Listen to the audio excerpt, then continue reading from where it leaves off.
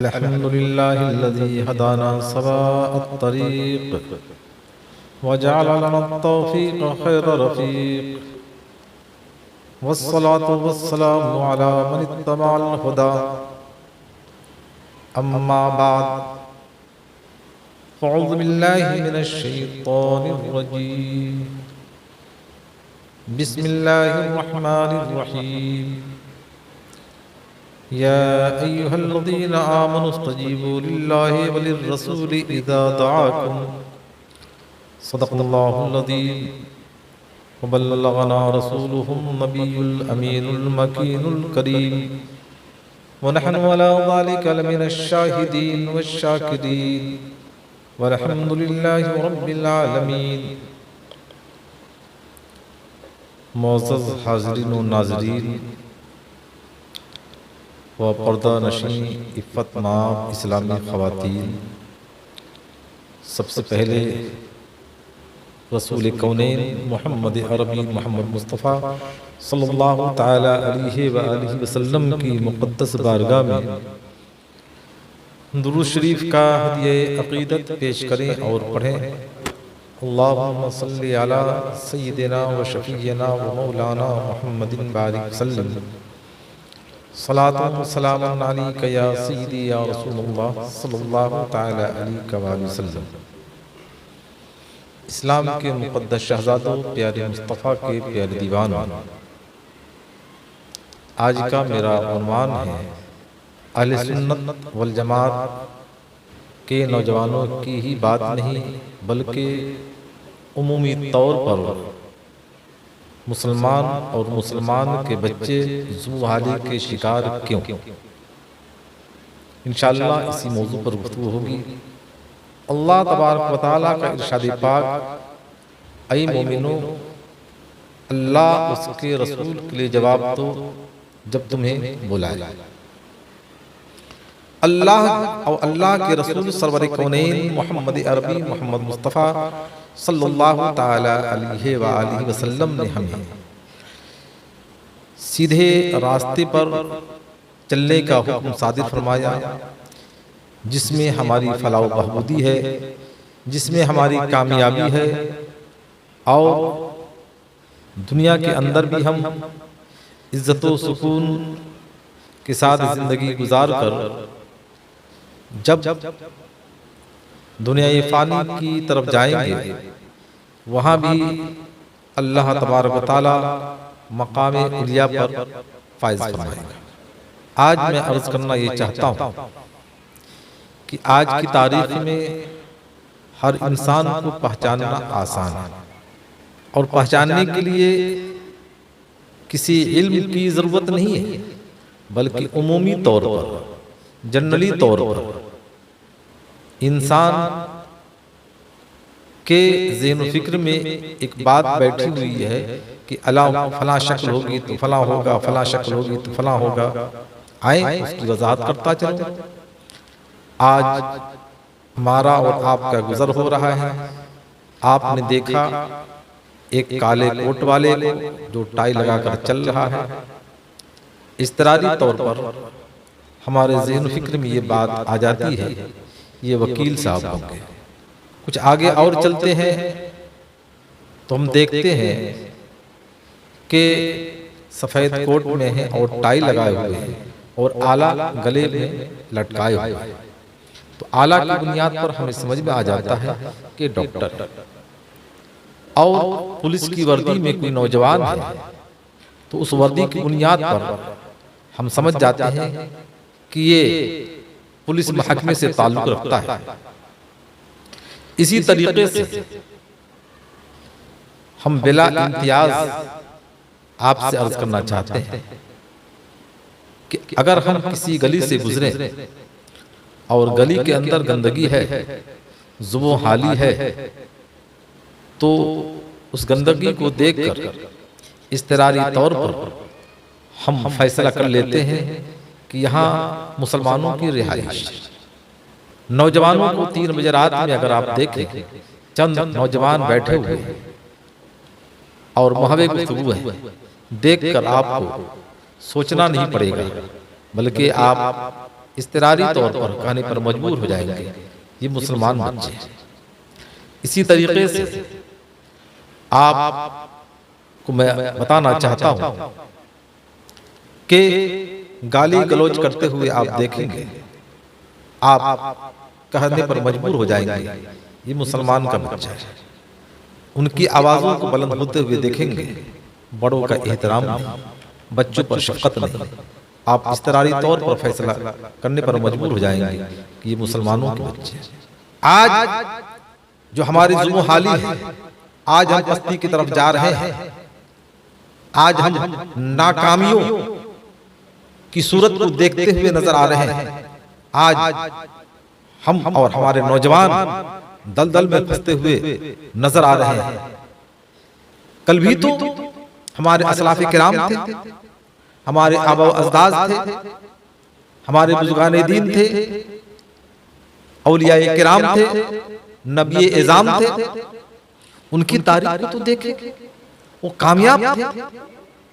अगर कहीं से उनका गुजर हो जाता, देखने वाले कहते देखकर ये मुसलमान का बच्चा जा रहा है।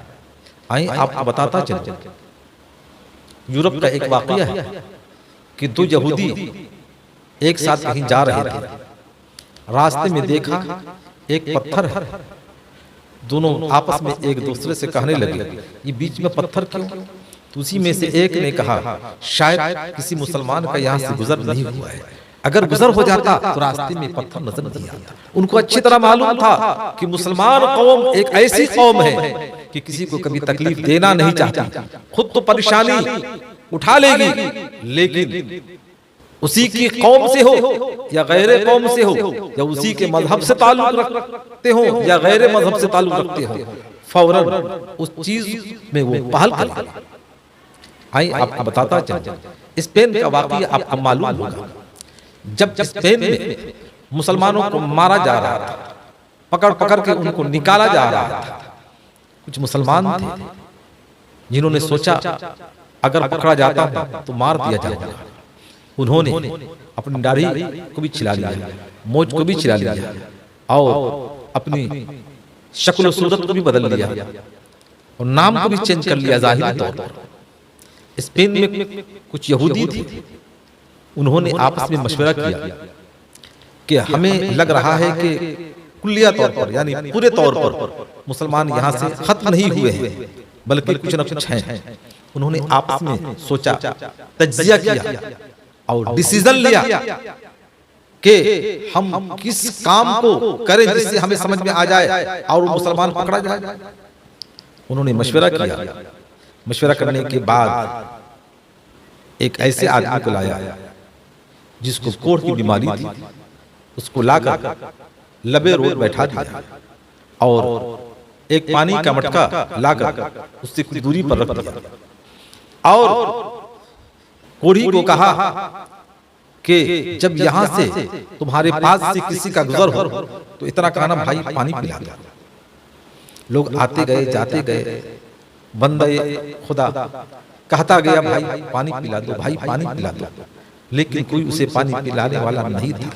उसी असना में उसी के दरमियान एक नौजवान आया जो पैंट शर्ट पहना था, चेहरे पर दाढ़ी नहीं थी। जब वो सुना फौरन लपक कर मटके से पानी निकाला और उस कोढ़ी को लाकर फौरन दे दिया। यहूदू नसारा चारों तरफ फैले हुए थे और जब पानी दिया पीने के लिए सबों ने आकर पकड़ लिया। कहा तुम कौन हो? कहा हम यहूदी हैं। नाम क्या है? बताया। कहा नहीं तुम मुसलमान हो। कहा कैसे तुमने फैसला कर लिया मैं मुसलमान हूं? कहा सुनो, आज तक मैंने कौमे मुस्लिम को जो देखा है उनके अंदर फराख दिली होती है, उनके अंदर जज्बा एहसान होता है, उनका अखलाक बुलंद बाला होता है।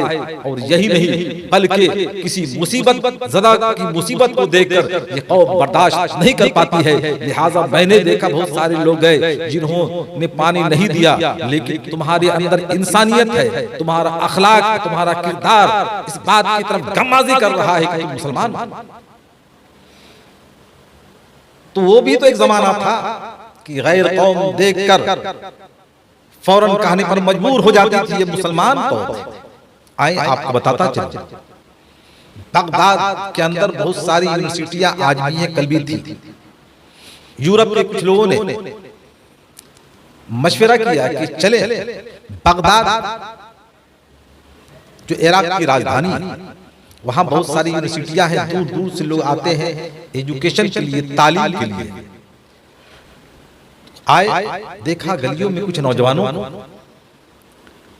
तो उन नौजवानों ने पूछा आप, क्योंकि शक्ल सूरत से समझ में आ गया कि ये इराक का रहने वाला नहीं है, कहा हम लोग यूरोप से आए हैं और बगदाद यूनिवर्सिटी का मुशाहिदा करने के लिए कि वहाँ की तालीम और तरबियत कैसी है, ताकि हम भी अपने बच्चों को अगर माहौल सही मिला तो तालीम से आरास्ता और पैरास्ता करें। उन नौजवानों, 3 नौजवान थे जो घूम रहे थे गली में। आने वाले ने पूछा, नाम बताया, आप क्या कर रहे हैं? कहा कि मैं फल्कियात पर पीएचडी कर रहा हूँ। दूसरे ने कहा कि मैं अरबियात पर पीएचडी कर रहा हूँ, और तीसरे ने कहा मैं इलाहियात पर पीएचडी कर रहा हूँ। अल्लाह अकबर। आने वाले ने कहा कि ये गली में घूमने वाला बच्चा तीनों पीएचडी कर रहा है, तो जो यूनिवर्सिटी में रहता होगा, हॉस्टल में रहता होगा, उसका क्या हाल? सब मुसलमान बच्चे थे, मुसलमानों का माहौल था। लेकिन आज गलियों में घूमने वाले बच्चों से अगर पूछा जाए बेटा क्या कर रहे हो, तो यही कहेगा कुछ नहीं कर रहे हैं। आप उनके चेहरों को देख करके, उनके मुबाज को देख करके, उनके तरीके कार को देख करके आप फौरन कहने पर मजबूर हो जाएंगे ये मुसलमान कौन है। आज में कल में डिफरेंट, तफावत, फर्क क्यों? कल का माहौल जो था वो आला था, और आज का माहौल जो है अदना माहौल है। और ऐसा अदना माहौल, इस माहौल में एक मुहज्जब इंसान खुद को रहना पसंद नहीं करता है। आए आपको बताता चलता, अगर किसी शहर में या किसी मोहल्ले में किसी ने अपने बच्चे को आला तालीम दिलाया, आला तालीम दिलाने के बाद जब बच्चा कामयाब हो गया, तो वही बच्चा कुछ दिनों के बाद अपने वालिदैन से कहता है, अब्बा इस मोहल्ले को छोड़ दे, इस मोहल्ले का माहौल सही नहीं है, यहाँ के नौजवान सही नहीं है, यहाँ के बच्चे सही नहीं है। ऐसा ना हो कि हमारे आने वाली नस्लें भी ऐसी हो जाए और हम हमारे बच्चे दर दर की ठोकरें खाते हुए नजर आए।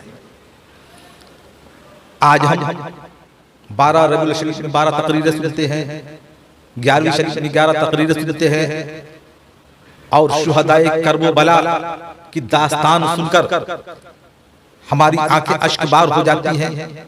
लेकिन मैं पूछना चाहता हूं, इन तकरीरों का असर है? कल भी तो था कि वो सुनते थे, उन पर असर होता था। आज हम सुनते हैं, हम पर असर नहीं होता।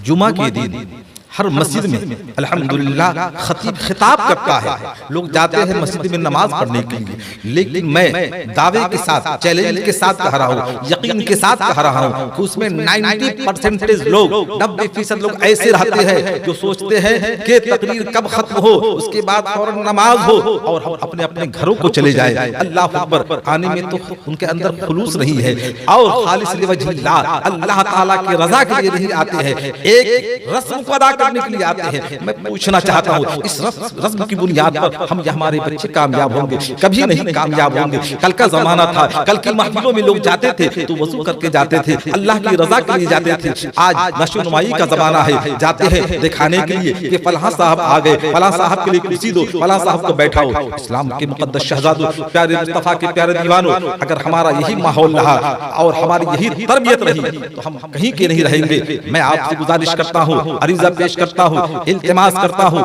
कि आप अपनी नस्लों को राह रास्त पर गामजन करें, ताकि हमारी आने वाली नस्लें अपने अस्लाफ़े किराम के तरीके कार पर निगाह में रख करके जिंदगी के लम्हात गुजारे। इस्लाम के मुकद्दस शहजादों, परवरदिगार आलम की दुआ है कि परवरदिगार आलम हम तमाम को इन मुख्तसर बातों पर अमल करने और कराने की तौफीक अता फरमाए। आमीन। बजाए सय्यिदुल मुरसलीन। अस्सलामु अलैकुम व रहमतुल्लाह।